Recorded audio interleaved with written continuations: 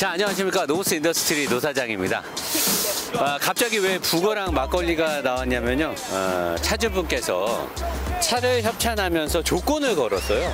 고사를 대리로 진행해줘라. 원래 자기네 집안은 대대로 차를 타면 고사를 지냈는데 자기가 인수를, 왜냐면 인수를 지금 제가 했거든요. 여기 보시면 새 차임이 여러분들 아실 겁니다. 지금 막 레카에서 막 내렸어요. 막 내려서 제가 이제 받아서 뒤에 보니까 뭐지?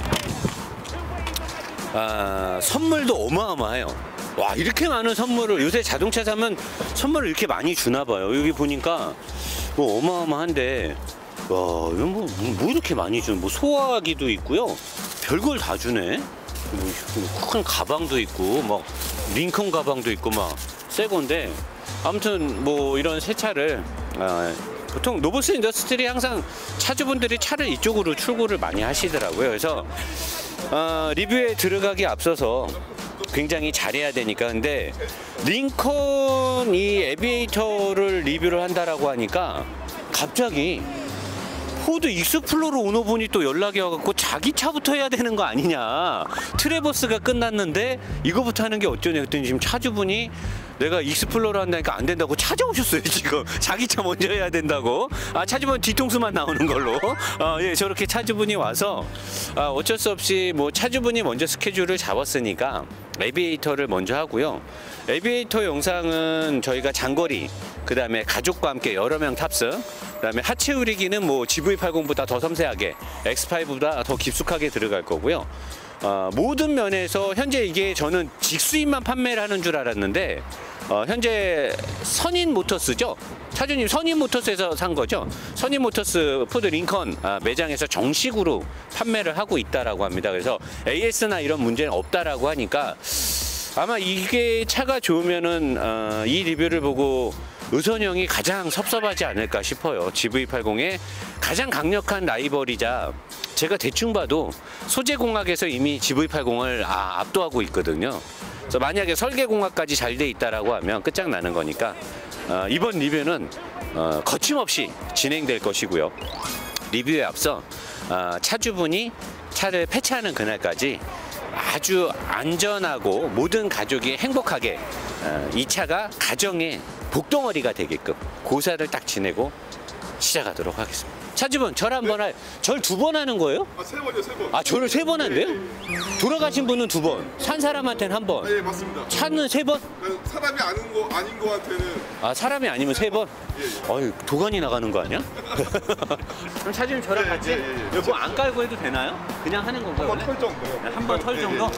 예. 네, 들어가겠습니다. 사과 안 나게. 네, 사과 안 나게. 부탁드립니다. 만수무강, 아니 만수무강이니까 뭐 아무튼 가정의 행복이 노보스 화이팅. 노보스 화이팅하고 이 차를 타면서 사업도 번창. 네, 감사합니다. 자, 들어가겠습니다. 네.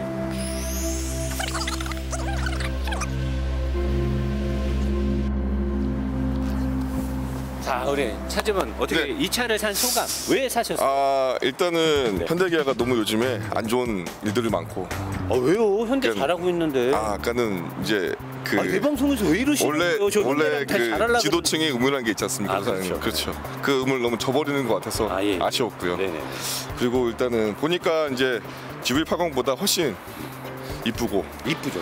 옵션도 훨씬 많고. 가격은? 가격도 나쁘지 않습니다. 8,400에서 한 200 빠진. GV80 주력 차종들이 8,000 초반이라는데 거의 똑같네요. 그 차이가 없습니다. 야, 현대차가 뭐 미국이나 독일 차를 이렇게 따라가는데 기술이나 이런 거는 70% 따라가는데 가격은 100% 따라갔네. 가격은 벌써 압도한 것 같아요. 그렇죠. 그러니까 저도 얘네가 아직까지 이렇게 올릴 때가 아닌데. 그러니까. 그런 마음으로 제가. 가격적인 메리트이 좋네요. 좋습니다. 그 디자인 옵션 뭐 딸리는 게 없습니다. 하체 살짝 보니까 알루미늄이 막 떡칠이 돼 있더라고요. 만족합니다. 그러니까 포드 익스플로러도 알루미늄이 저렇게 많은데 얘는 얼마나 많겠어. 그렇죠. 좋은 차 사셨네. 기대는 많은데 아직 리뷰를 안 했기 때문에. 까이면 어떻게? 그냥 저는 이제 초심의 마음으로 돌아가서 그냥 가만히 있겠습니다. 며칠간은 그냥 잊고 계세요. 또 매일 전화해서 오늘은 어때요? 막 이러지 마시고. 맞습니다. 일단 잊고 계시면. 그럼 차주분께서 막걸리 좀 뿌리시죠. 그럴까요? 네, 차주분께서.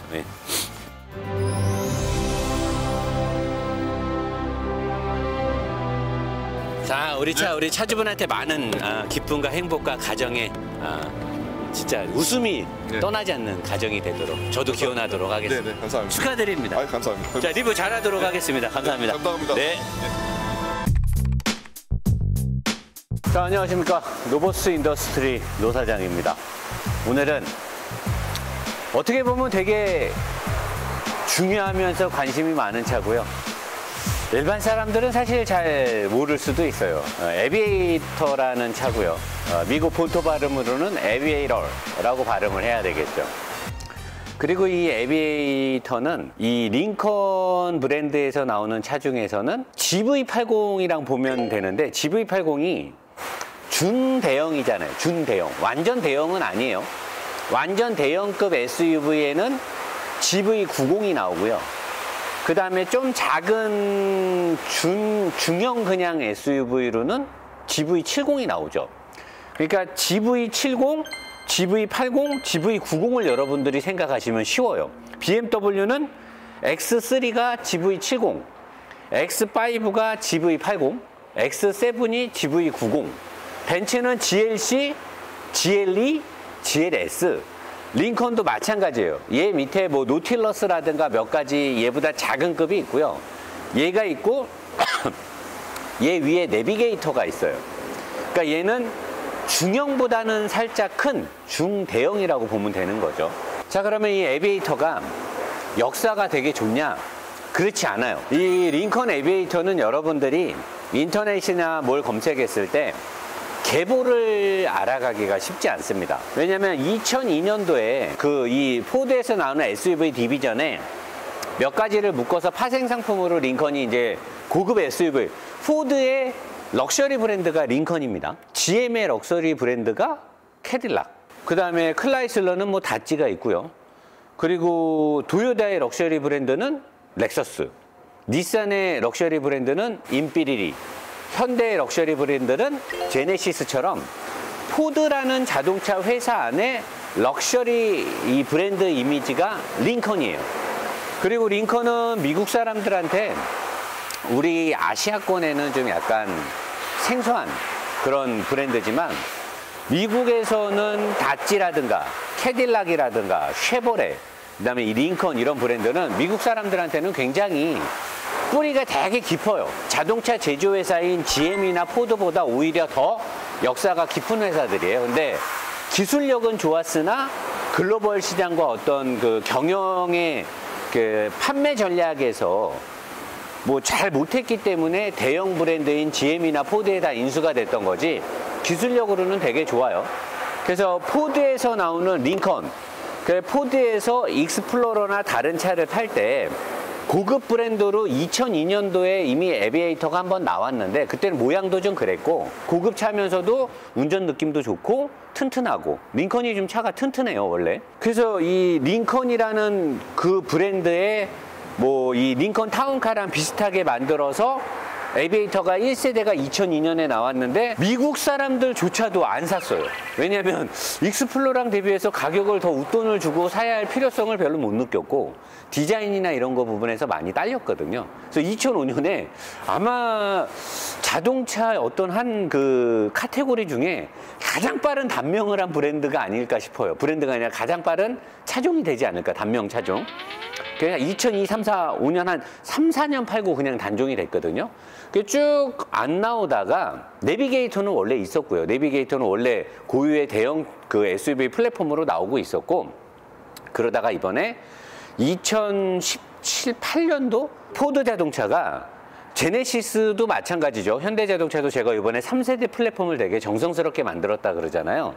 모든 세계 각국의 브랜드들은 지금 만드는 플랫폼이 내연기관의 아마 마지막 플랫폼이 될 거예요. 그래서 굉장히 좀 설계와 투자, R&D 투자라든가 잘해서 만들어요. 이 3세대 마지막 플랫폼을.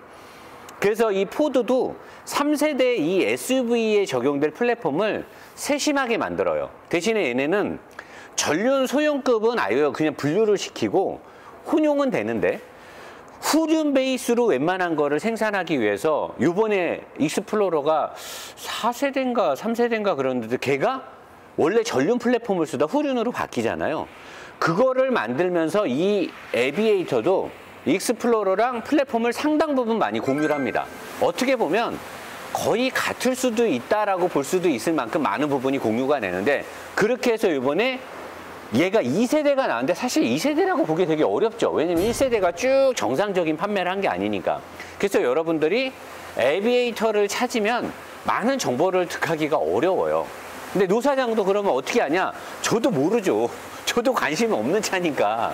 근데 제가 리뷰를 하니까 타면서 또는 재원 공부라든가 자료를 찾으면서 알게 된 건데, 우리나라에서 이 차가 성공을 할지 안 할지는 두고 봐야겠죠. 근데 가격 정책이라든가 옵션이나 이런 부분 등에서 굉장히 잘 만든 건 사실이에요. 근데 제가 늘 여러분들한테 말하는 게 있잖아요.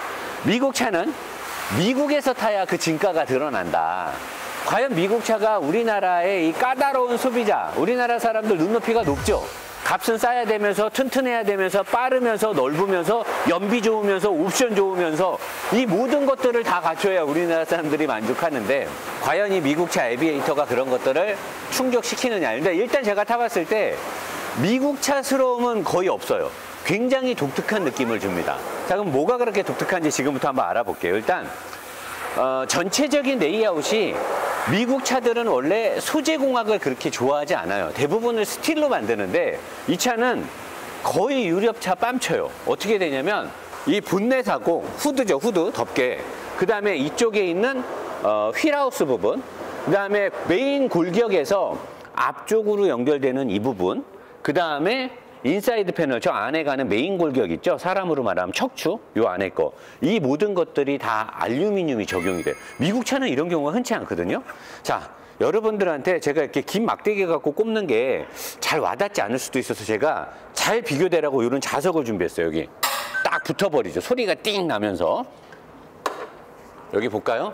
안 붙어요. 여기는 세니까 붙어요. 딱 붙잖아요. 그죠? 딱 붙는데 안 붙죠? 미국 차가 스포츠카가 아닌데 본넷 후드를 알루미늄으로 만든다. 굉장히 드문 일이죠. 비싸요. 본넷 후드는 면적이 넓기 때문에 비싸요. 근데 무게중심을 낮추기 위해서 자동차의 중심축으로부터 윗부분을 가볍게 하는 건 거동에 있어서 굉장한 이점을 갖게 돼요. 무게중심 낮춘. 롤링 센터를 높이고 무게중심을 낮추는 거죠. 알루미늄으로 되어 있고요. 자, 차체. 메인이죠. 가장 차체에서 튼튼해야 되는 부분. 노 사장이 늘 강조하는, 어우 자석이 너무 세나. A필러의 끝단. A필러는 스틸입니다. 스틸로 돼 있고 여기까지 다 스틸이에요. 스틸. 여기도 스틸. 그러면 다 스틸이네. 근데 여기서부터는 이게 다 알루미늄이에요. 여기 싹 다 안 붙죠. 아예 안 붙어요. 싹 다 알루미늄. 뭐냐? 노 사장이 늘 강조하는 앞뒤의 무게 배분에서 엔진의 앞쪽으로 나가는 모든 부위는 싹 다 알루미늄인 거죠. 요 밑에 있는 메인 그 뼈대, 인사이드 패널도 이따 제가 보여드릴게요. 다 알루미늄이에요. 자, 휠하우스 당연히 알루미늄이죠. 자, 위쪽을 가볍게 만들면서 승차감에 직결되는 부분, 스프링과 댐퍼의 끝단이 맞물리는 휠하우스도 다 알루미늄이에요. 여기도 알루미늄이고, 알루미늄과 알루미늄. 자, 알루미늄과 알루미늄의 메인도 알루미늄인데 좌우를 세게 묶어야 돼요.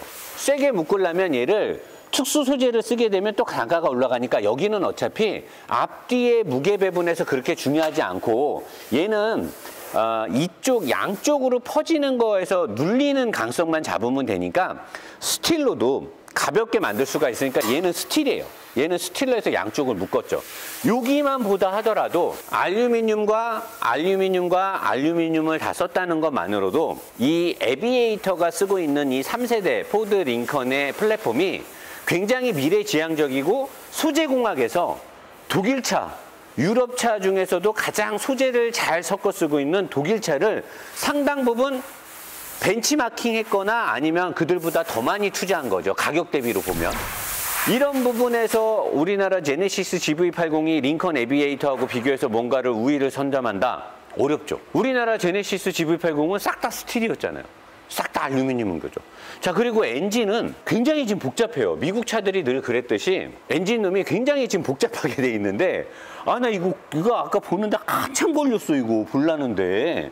일단 여기 달린 거는 열교환기예요. 열교환기를 여기 달아가지고 얘 달려있는 이 열교환기가 어디를 시켜갖고 오일을 시키는 건지 아니면 흡기로 들어가는 걸 시키는 건지를 궁금해갖고 제가 몇 번을 이렇게 훑어봤는데 흡기로 들어가는 열교환기 같지는 않아요. 엔진 오일을 식혀주기 위한 열교환기가 달려있는 것 같은데 여러분 보시면 보이죠? 두꺼운 거 되게 요거 엄청 두꺼워요. 이게 여기서 이 화면으로 보는 거랑 다르게 이쪽에서 보면 실제로 보면 엄청 두꺼운데 아마 저게 이 엔진이 지금 400마력이 넘잖아요. 3000cc 가솔린의 토크가 막 60이 넘고 그러다 보니까 열이 많이 날 수밖에 없으니까 굉장히 두껍고 큰 도시락통만한 열교환기를 저기다 달아놨고 이제 흡기가 여기 올라오는데 얘네가 이거 엄청 복잡해. 이 새끼들 이거 정말 사람 헷갈리게 해놨어. 이게 어떻게 되냐면 여러분 여기 보시면 안에 구멍 보이죠? 저 안에 요 구멍이 얘네 보면 BMW들처럼 라디에이터 안에 저쪽 안에 플랩이 있어요. 열 관리를 하기 위해서 평상시에 저 플랩을 닫아버리죠. 닫아버리고 고속주행에서는 여기를 다 닫아버리니까 안쪽으로 투과되는 바람이 적으니까 고속 항속 능력이 되게 좋아지고 연비가 좋아지겠죠. 열 관리를 되게 잘하게끔 저게 설계돼 있고 미국 차가 저런 거를 달았다는 것 자체가 굉장히 얘가 투자를 많이 한 거예요. 설계할 때 투자를 많이 한 거고 자 이쪽으로 흡기가 들어가면 자 여기로 들어가거든요. 요 밑에 거로 들어가서 밑에 거로 들어간 게 이쪽에 와서 필터를 거쳐서 위로 온 다음에 양쪽으로 나가요. 얘가 V6 엔진이니까 1500cc, 1500cc 3기통씩 돼 있으니까 필터를 거쳐서 위로 올라간 게 바로 터빈으로 가죠. 요 밑에 터빈으로 꽂혀져요. 얘도 요 밑에 터빈으로 꽂혀지죠. 터빈에서 이제 과급이 되면 과급된 게 여기로 와요. 여기로. 밑에 여기로 내려가서 터빈에서 펌핑이 돼서 과급이 된 흡기로 가야 될 공기가 위쪽으로 옵니다. 이쪽으로 와서 여기로 가는데 이 밑에 뭐 하나 더 있죠? 두 마리가 합쳐지는데 얘는 이쪽에서 온 거예요. 이쪽에서 터빈으로 펌핑된 게 이렇게 와서 둘로 합쳐져요. 합쳐져서 요 인터쿨러로 들어가죠. 근데 나는 터보 차들이 요새는 이제 이걸 전치식이라고 하잖아요. 공냉식. 이쪽 배기 임팔라에서 배기 터빈에서 마주 도는 흡기 임팔라가 돌면서 과급이 된 공기는 되게 뜨겁단 말이에요. 뜨거운 거를 그대로 엔진으로 넣게 되면 터보로 밀어봤던들 연소실의 온도가 올라가 버리면 부피, 그러니까 그 밀도가 팽창되기 때문에 그렇게 좋지 않으니까 반드시 냉각을 해서 넣어야 되는데 요즘 많은 회사들이 이 전치식을 쓰지 않고 순행 인터쿨러를 많이 쓰는데 얘는 순행 인터쿨러를 쓰게 되면 제조 단가라든가 또 엔진을 세팅함에 있어서 또 어려움들이 있어요. 토크 시점을 맞추는 것도 그렇고 관이 길면 길수록 토크가 제가 두껍다 그랬잖아요. 그러니까 어쨌든 뭐 제조사가 원가하고 자기네들이 엔진을 세팅함에 있어서 유리한 방식으로 세팅을 하는데 보통은 밑으로 관을 빼기 때문에 이 인터쿨러를 대부분 모든 터보차들은 다 이 밑에다 둬요.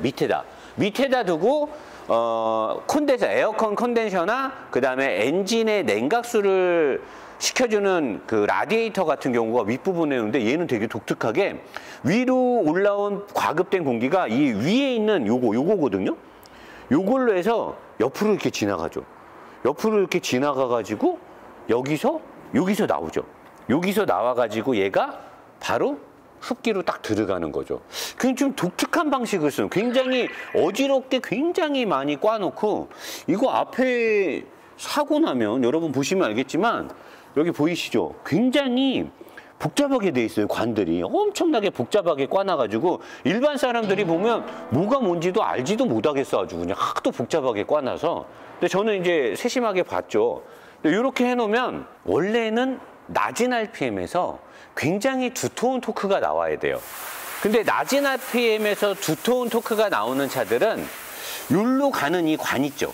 율로 가는 관이 길게 이렇게 밑으로 내려가서 인터쿨러를 거쳐서 길게 쭉 뽑아져 나와야 두터운 토크가 나와요. 그러니까 보통은 이렇게 전치식으로 에어 인터쿨러를 설치하게 되면 관들이 길어지면서 두터운 토크발이 나오는데 이 차는 딱 타면 400마력의 토크도 되게 높은데 두터운 토크발의 느낌이 아니라 뭔가 앵앵거리는 엔진 느낌. 꼭 우리가 쿠페형이나 이렇게 고성능 스포츠카를 지향하는 그런 식의 엔진 느낌에 앵앵거려요. 그래서 난 처음에 시동을 걸고 가면서 야, 이거 터보가 이거 세팅을 희한하게 해놨네.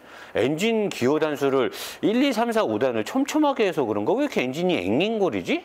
이게 밟으면 철상 맞다는 표현보다는 굉장히 앵앵앵 막 이렇게 움직여요, 엔진이. 이게 이런 SUV 터보 엔진이 이렇게 움직일 리가 없는데 이게 왜 이러지? 그래서 나는 그때 생각했어요. 순행 인터쿨러인가 보다. 그리고 내가 또 속은 게 뭐야? 밑에서 이렇게 봤는데 인터쿨러 라인이 없는 거지. 아, 순행 인터쿨러구나. 그래서 이게 관을 막 짧게 위에서 해놔가지고 그래서 응답성, 이 리스폰스가 되게 빠르구나. 엔진을 딱 열고 어이? 깜짝 놀란 거지. 어이, 전치식이네? 근데 왜 엔진 반응성이 왜 그런 거지? 보니까 이걸 보니까 그래요. 이게 관이 전치식인데 불구하고 관이 되게 짧아요. 이렇게 관들이 짧아버리면은 리스폰스가 되게 민첩해져요. 되게 빠르단 말이죠. 근데 나는 사실 이 엔진이 이 차에 맞게 세팅된 엔진이 아닌 것 같은 거예요. 포드가 판매하는 또는 링컨이 판매하는 이 세단이나 이 쿠페형이나 그런 데에 들어가는 세팅이어야 이 엔진이 맞아요. 중량급, 이 차가 공차 중량이 2.3톤이 넘는 차가 이런 민첩한 반응성을 내는 엔진을 달 이유가 나는 없다고 보거든요. 이게 운전자가 악셀을 밟고 뭐 할 때 재미는 있긴 한데 나는 사실 이 엔진이 민첩하고 고출력을 내기에는 좋지만 이렇게 설계된 이유가 이런 것들로 이 중량급의 SUV하고는 약간 동떨어진 세팅이 아닐까. 이 에비에이터를 위해서 면밀하게 세팅된 건 아니고 그동안 포드 링컨 쪽에서 나가는 다른 차들의 범용적으로 쓰는 엔진이 그냥 들어간 게 아닌가. 근데 어찌됐든 간에 이 차하고의 어떤 느낌적인 느낌으로는 궁합이 잘 안 맞지만 차대의 소재와 지금 설계를 보면 이 휠하우스의 이쪽 부분과 이쪽 부분의 마운트가 이렇게 안쪽으로 모아져 있죠. 제가 늘 그러잖아요. 가장 차에서 무겁고 힘을 발휘하는 엔진을 좁게 이렇게 묶어줘야 좋다. 마른 목골로 헥사곤? 야, 헥타곤이 아니라 헥사곤이래. 나 욕 존나 먹었어, 영상에서. 헥타곤이라고 했다가 저 새끼 너 옥타곤 가서 노는 놈 아니냐고 사람들이. 내가 육각형을 헥타곤이라고 했다고. 야, 이 새끼 그건 옥타곤이지 이러면서 좀 빼기. 헥사곤으로 육각형으로 잡아야 되는데 이쪽도 지금 프레임이 이렇게 나가서 잡았죠. 여기 잡고 여기 이렇게 잡았잖아요. 그러니까 육각형으로 엔진을 잡는데 이거를 좁게 그러니까 바디의 강성이 굉장히 강하게 느껴지죠. 알루미늄 합금을 썼음에도 불구하고 알루미늄 합금이 스틸보다 강하게 잡기에는 불리하단 말이에요. 가볍게 하고 진동을 상쇄시키는데 뛰어난 역할을 하기 때문에 알루미늄 합금을 가볍기 때문에 쓰는 건데 강성 부분에서는 스틸보다 불리하죠. 근데 이런 것들을 쓰고서도 강성을 확보하기 위해서 헥사곤 방식으로 해서 스틸을 여기로 가운데를 딱 잡고 이쪽도 스틸입니다. 스틸을 잡고 알루미늄 합금에 여기서부터 알루미늄 합금에 알루미늄 합금으로 딱 요런 방식은 대부분은 다 BM 벤츠 아우디가 좋아하는 방식인데 미국 애들이 이렇게 했다라는 게 굉장히 좀 의아해요. 대신에 미국 애들답게 엔진의 위치가 그렇게 낮지가 않아요. 보통 독일차 같았으면 여기서 이제 엔진 위치가 한 10cm 정도 더 내려가는데 엔진 위치가 내려가지 않은 걸 보면 아직까지는 독일 자동차의 그런 레이아웃은 100% 따라가지 못하고 있구나. 근데 사실 미국은 기술이 없어서 못 따라가는 건 아니죠. 돈 문제라든가 범용성 때문에 안 하는 거고 현대자동차 같은 경우는 대부분 ECU는 보시 제품에 오리지널 비싼 게 들어가 있네요. 그리고 이런 건 이제 헤드램프 쪽에 관련된 뭐 발라스트하고 벌브에 관련된 소재들이 들어가 있고요.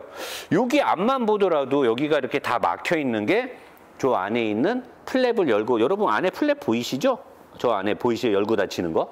저런 건 해놓은 것만으로 봐도 얘가 범상치 않은 놈이다. 이런 것들에서 이런 사소한 거하고 알루미늄 이런 소재 적용이라든가 알루미늄 후드 이런 거에서 일단은 GV80은 싸다구를 그냥 때리고 가는 게 아닐까. GV80의 6기통 엔진은 얘보다는 스프린트 하진 않을 것 같으니까 이 구성에서는 일단 GV80은 가볍게 지려밟고 가지 않겠느냐라고 생각이 들면서 옆쪽으로 한번 가보도록 하겠습니다. 자, 여러분 이제 옆바퀴로 와서 본격적으로 에비에이터의 원래 본토 발음은 에베이러의 진짜 배기 하체 오리기를 한번 보도록 하겠습니다. 일단은 여러분 여기 보이는 뭐 이렇게 까맣게 평상시 일반 차에 안 보이는 이런 관들, 요건 이제 에어매틱에 관련된 이런 거, 에어매틱에 관련된 것들이 다 이쪽에 꽂아지죠. 이렇게 에어매틱 스프링이 들어가 있습니다. 거대한 에어매틱 스프링. 이 에어매틱 스프링에 대해서 이제 노사장이 본격적으로 리뷰를 하면서도 얘기하겠지만, 사실 과거에 에어매틱 스프링을 최초에 양산차에 적용하려고 했을 때 최초 실험은 제가 알기로는 보쉬하고 미국의 무슨 회사가 실험을 해요. 그리고 미국의 델파이라든가 또 다른 회사 이름이 생각이 안 나는데, 그 회사가 에어매틱의 주도적인 설계와 생산을 많이 했고요. 보쉬에서도 했는지는 모르겠는데 그 외에 이제 다른 이태리라든가 영국 회사들 중에서도 에어매틱을 생산하는 회사가 나오는데, 제가 아는 걸로는 에어매틱을 처음에 양산차에 많이 적용했던 회사는 아마도 시트로렌이었던 걸로 기억이 나요. 그냥 다른 차에도 물론 있었지만 많이, 양산차에 많이 적용했던 회사. 걔네들이 에어매틱 스프링을 많이 썼고요. 그리고 이 미국 애들이, 제가 그랬잖아요. 제네시스 GV80이나 다른 차 리뷰할 때 X5 같은 거 할 때 이 에어매틱 스프링이 이게 세팅하기가 쉽지 않다. 굉장히 세밀하게 해야 된다라고 했는데, 미국 애들은 에어매틱 스프링에 대한 노하우가 좀 있습니다. 그래서 아마 이 차하고는 궁합이 되게 잘 맞을 것이고요. 자, 그러면 이제 재밌는 것들 좀 찾아볼까요? 저 위에 보시면 약간 재질이 좀 다르죠? 플라스틱 같은 재질 위에 무슨 쇠같이 생긴 수댕처럼 생긴 거 재질 위에 다시 이런 게 있어요. 자, 그러면 우리는 여기서 소재공학을 한번, 자동차는 노사장이 늘 얘기했듯이 설계공학을 최우선 첫 바따로, 가장 중요한 바따로 설계공학이 첫 바따가 되고, 두 번째 세컨 바따로는 소재공학이 잘 따라와야 된다.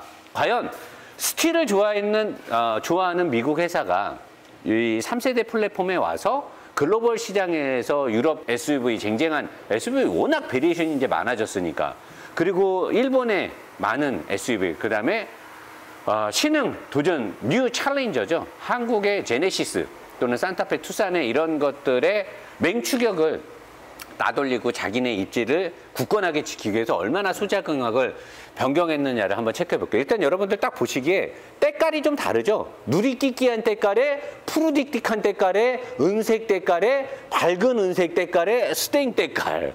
이게 이제 스탱 느낌인데 여기다 검정색까지. 만약 때깔이 일단 다르다는 건 열을 먹는 게 다르고 도색이 다르다는 거기 때문에 소재가 분명 달라요.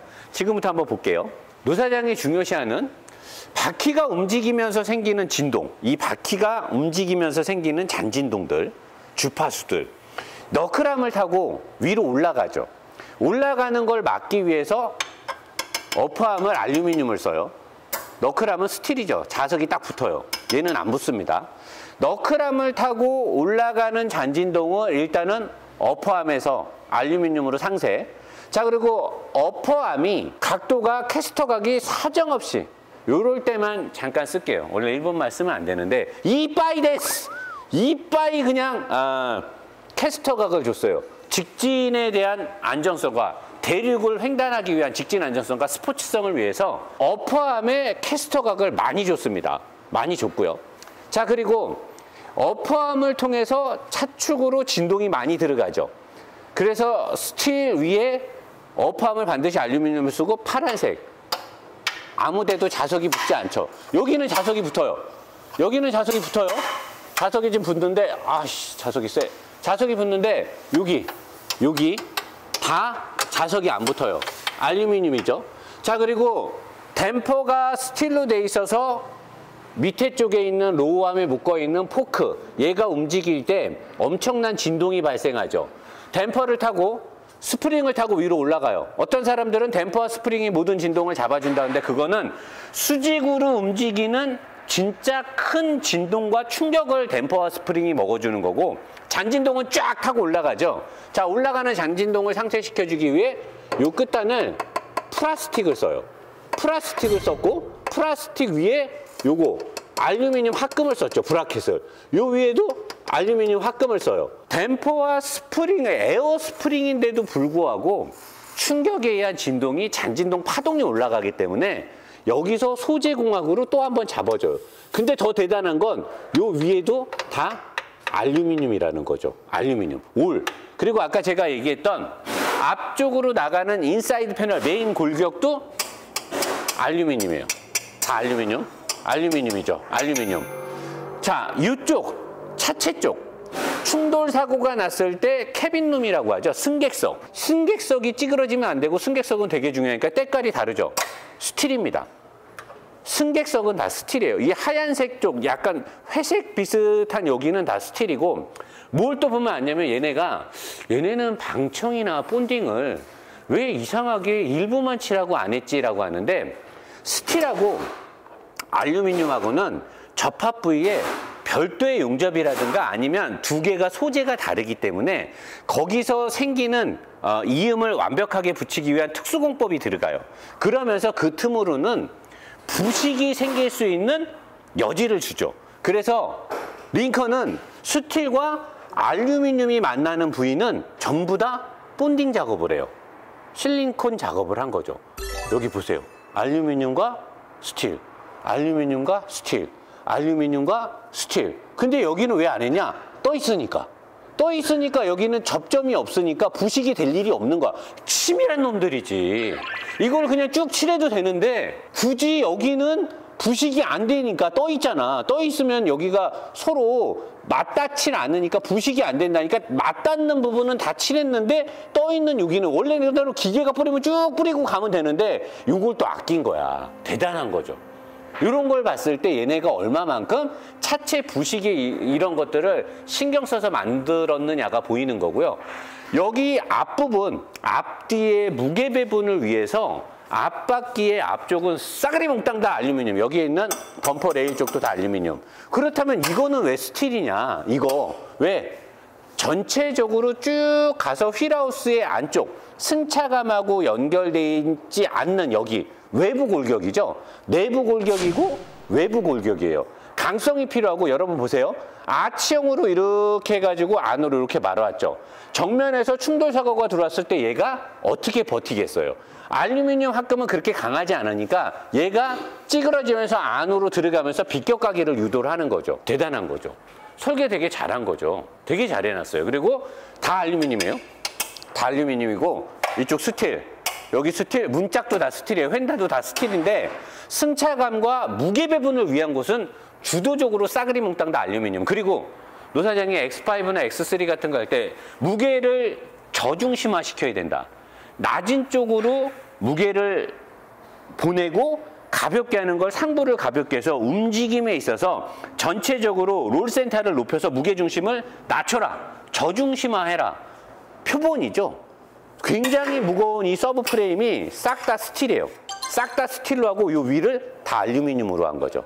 승차감과 무게 배분에 관련된 곳은 싹 다 알루미늄을 넣고 강하면서 무게중심을 낮춰야 되는 곳에는 다 스틸을 넣은 거예요. 이 서브 프레임의 구조가 여러분 다 보시면 그동안 독일 차라든가 국내 차하고는 다르게 미국 차들이 원래 서브 프레임이나 이 스틸 부위를 굉장히 강하게 써요. 딱 보면 거의 뭐 트럭 같은 데 들어가는 어마어마한.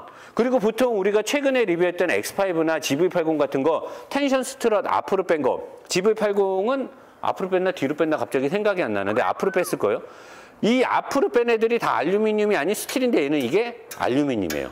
어마어마한 이 텐션 스트럿을 알루미늄을 썼어요. 대단한 거죠. 이 두꺼운 거를 알루미늄 합금을 쓴다라는 거는 보통 애들이 아닌데 랜드로버나 이런 애들을 랜드로버가 차 세팅하는 걸 그대로 이게 디스커버리 같은 경우는 얘도 스틸이거든요. 근데 상위 모델인 레인지로버는 고급진 승차감이 나와야 되니까 얘가 알루미늄이에요. 근데 그런 애들도 텐션 스트럿을 가볍게 하면서 알루미늄 합금을 쓰는 이유는 운동성과 조종성을 좋게 해주고 얘가 대각선으로 바퀴를 끌고 가기 때문에 얘가 받는 이 잔 스트레스가 엄청 많아요. 스트레스 파동이. 대각선으로 얘를 잡기 때문에. 그리고 여기에 킹핀각과 피봇각이 딱 꺾어져 있기 때문에 캐스터각이 꺾어져 있기 때문에 얘는 스트레스를 굉장히 많이 받게 된단 말이에요. 얘를 타고 진동이 많이 와요. 그래서 이거를 알루미늄으로 하게 되면 얘가 자체적으로 잔진동을 상쇄하는 능력이 되게 많아지고 무거워야 되고 앞부분에서 끌고 가고 운동성에 영향을 주는 얘가 알루미늄을 쓰게 되면 현가 질량에 의해서 조종성과 스포츠성이 굉장히 올라가게 된단 말이에요. 근데 중량이 2.3톤이 넘는데 전체 중량이 2.3톤이 넘으면서 2.4톤이 살짝 안 되는 이런 중량급의 차를 과연 알루미늄 합금으로 잘 잡고 갈 수 있느냐? 그래서 스틸이죠. 스티어링 암은 스틸인 거예요. 근데 문양새와 뽀닥으로 해서 도색을 했죠. 알루미늄처럼 보이게. 일반인들이 보면 야, 얘네 다 알루미늄 했나 보다. 아니죠. 스틸이에요. 스틸인데 알루미늄처럼 보이게 이렇게 도색을 해놓은 거예요. 얘가 스틸로서 정확하게 바퀴를 딱 잡고 가는 거예요. 저것까지 알루미늄을 했으면 대박인데 이 중량급에서 이 스티어링 암을 알루미늄으로 하는 건 굉장히 어려움이 있을 거예요. 그래서 알루미늄이 아닌 스틸로 돼 있고, 한 가지 아쉬운 건 유럽 차들은 너클암을 알루미늄을 쓰는데 얘는 너클암을 스틸을 썼어요. 그러니까 보통은 너클암을 알루미늄 합금을 쓰고 얘를 스틸을 쓰는데 얘네들은 희한하게 너클암을 스틸을 쓰고 얘를 알루미늄을 썼어요.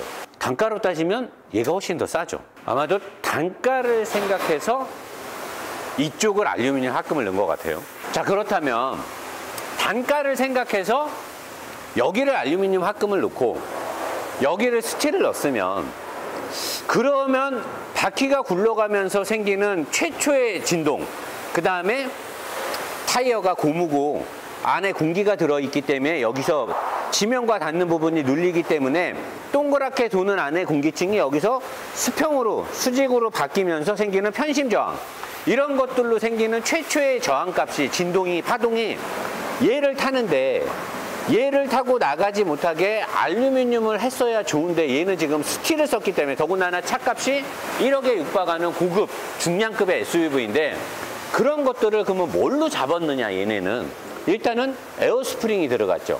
에어스프링이 들어감으로써 생기는 잔진동을 1차적으로 상쇄시켜 주려는데, 에어스프링은 승차감이라든가 이런 거를 상쇄시켜 주는 거지 잔진동의 파동을 상쇄시키지는 못해요. 그러면 얘를 타고 가는 게 1차적으로 얘죠. 얘를 타고 가는 1차적인 걸 알루미늄과 상단 알루미늄에서 일단 흡수를 하고, 그렇다면 이쪽 밑을 타고 가는 거는 이제 어떻게 할 것이냐. 이 밑에서도 이게 다 지금 스틸이기 때문에 여기서 생기는 잔진동의 승차감에 관련된 것들, 그럼 얘네 어떻게 해결하느냐. 일단 앞으로 나가는 텐션 스트롯은 알루미늄을 쓰잖아요. 여기서 1차적으로 먹어줘. 하지만 바퀴가 움직일 때 중심을 잡아주는 이 스티어링 암이 스틸이고, 댐퍼로부터 내려오는 포크도 스틸이기 때문에 여기서 생기는 잔진동이 일로 갔다. 그리고 서브 프레임이 이렇게 우직하고 트럭에 들어가는 무식한 서브 프레임이 스틸이면 이거는 노사장 나가리 되는 거 아니냐. 그래서 링컨을 준비한 거죠. 이거는 어디서 나온 기술이야? BMW 애들이 좋아하는 기술이죠. 스틸에 서브 프레임이 맞닿는 부위를 알루미늄에다 꽂아버린 거예요. 여기를 알루미늄에다 꽂아버렸죠. 알루미늄. 이 자체가 알루미늄 합금이기 때문에 잔진동을 어느 정도 상쇄시켜 줄 수 있죠. 자, 앞쪽에 있는 하드 포인트를 앞쪽 끝단 쪽까지 최대한 끌고 와서 알루미늄 합금에다 달고, 여기가 이제 포인트죠. BMW가 좋아하는. 여기는 스틸이고 여기는 알루미늄이에요. 스틸? 여러분 색깔 딱 다르죠? 가운데 여기 딱 본딩 처리한 거 보면 얘를 여기다 달면 더 좋겠죠. 이쪽에서 이렇게 올라가서 여기다 꽂으면 훨씬 더 좋아요. 단단한 데다. 하지만 여기다 꽂았죠. 서브 프레임, 스티어링 암에서 생기는 잔진동이 타고 올라가는 걸 여기다 꽂으면 BMW랑 똑같이, 얘네가 그러니까 BMW를 카피한 거죠. 여기다 꽂아서 잔진동을 상쇄시켜주기 위한 처절한 몸부림을 BMW를 카피해서 한 거예요. 굉장히 잘한 거죠. 그래서 이 차를 보면 얘가 스틸이기 때문에 생기는 미세한 그 바퀴가 굴러갈 때 생기는 잔진동이 있어요. 너클함을 알루미늄으로 만들면 그런 게 잘 안 느껴지는데 너클함이 스틸이기 때문에 생기는 그게 있는데 이 차를 타면 잔진동이 올라오는 것 같은데 승차감이 좋은 것 같으면서 이거는 잔진동이 맞는 건데 왜 잔진동이 엉덩이로 안 들어오지? 분명히 저 바퀴에서 지금 잔진동이 생기는 게 느껴져요. 사람이 운전하면서 이 차가 스틸을 많이 썼나 보다. 잔진동이 생기는 게 느껴져요. 뭐냐? 너클함이 스틸이기 때문에 너클함을 알루미늄을 쓰는 차에 비해서 분명하게 최초의 바퀴에서 생기는 잔진동이 느껴집니다. 근데 그게 이런 알루미늄과 이런 알루미늄 때문에 느껴지는 그 잔진동이 들어오진 않아요. 그러니까 그게 무슨 말이냐? 내가 운전을 할 때 바퀴에서 생기는 진동이 분명히 느껴져요. 근데 그게 차를 타고 나한테 와서 불쾌감을 줘야 되는데 느껴는 지는데 올라오질 않아요. 되게 신기하죠. 여러분들 몰아보면 알아요. 분명히 저 밑에서 지금 뭔가 잔진동이 있어. 싹 그 진동이 있어요. 근데 그게 희한하게 들어오진 않아요.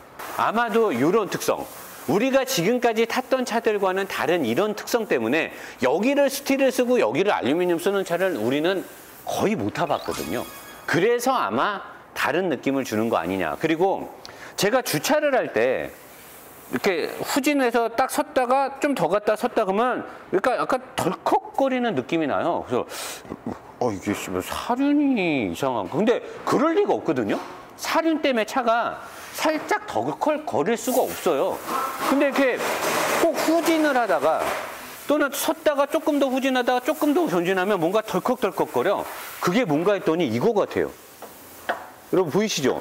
얘하고 얘가 따로 놀아요. 자, 그러면 우리가 볼트를 체결해서 여기를 딱 묶다 하더라도 딱 묶으면 얘가 묶여서 얘가 딱 그러니까 안 움직여야 되나? 그러면 안 움직일래나? 그치? 볼트가 여기 묶여서 얘랑 여기 딱 붙으면 그러면 안 움직이겠구나. 그럼 나가리네. 아, 그럼 뭐지? 나는 그래서 얘가 이게 흔들려 갖고 그런가 했는데 얘는 사실 볼팅을 딱 하면 볼트가 쫙 가서 얘를 딱 붙이니까 그럼 얘가 움직일 수가 없지. 아닌가? 움직일 수 있나? 이렇게 묶여도 움직일 수 있을 것 같기도 하고 안 움직일 것 같기도 하고 신기하네. 원래 이게 움직이면 안 되는데. 자, 그리고 브레이크 캘리퍼는 여기는 가볍게 하기 위해서 알루미늄이고요. 여기는 스틸입니다. 얘는 스틸이죠. 스틸로 돼 있고 여기는 현재 알루미늄으로 돼 있어요. 그리고 여기 엔진 진동이 타고 올 수 있는 이 부위도 다 알루미늄 합금으로 만들어서 서브 프레임에서 붕 뜨게 만들어 놨고 이것도 되게 잘한 거죠. 되게 잘 해놨고 브레이크 크기는 이 차의 전체 중량에 비했을 때 디스크의 크기는 그렇게 크거나 튼튼하다라고 볼 수는 없어요. 캘리퍼는 투 피스톤으로 해서 복동식으로 잡는 방법으로 되어 있죠. 4개의 피스톤으로 하는 게 아니라 2개를 병렬로 잡는 식으로, 그러니까 투 피스톤인 거죠. 캘리퍼는 좀 커 보이고 패드도 상당히 커 보여요. 근데 이 차의 전체 중량에는 살짝 부족해 보이는 디스크가 들어가 있는 거죠. 디스크의 두께는 좀 괜찮은 편인데 전체 중량에 비례해 봤을 때 브레이크 디스크는 그닥 좀 괜찮은 성능을 발휘하겠다라고는 보여지지 않아요. 그렇지 않고 실제 브레이크도 그렇게 잘 듣지는 않습니다. 조금 많이 밀려요. 차를 완벽하게 제어는 잘 못합니다. 그리고 앞부분으로 나간 서브 프레임의 설계는 굉장히 잘 돼 있고요. 되게 튼튼하게 돼 있죠. 되게 튼튼하게 돼 있고 이쪽을 잡아주는 이 텐션 스트럿을 잡아주는 여기는 기본 설계예요. 아주 기하학적인 설계는 안 했고 여기에 컨닝은 BMW와 랜드로버를 아주 잘 컨닝을 했는데 이쪽은 아직까지는 미국 차가 여기에 데이터 값이 부족했는지 여기에 구조는 일반적인 구조를 갖고 이게 완벽하게 그냥 90도로 돼 있죠. 얘를 원래 살짝 꺾는데 살짝 꺾지 않았다는 거고요. 나머지는 뒷바퀴로 가고 자세한 건 밑에서 알려드리도록 하겠습니다.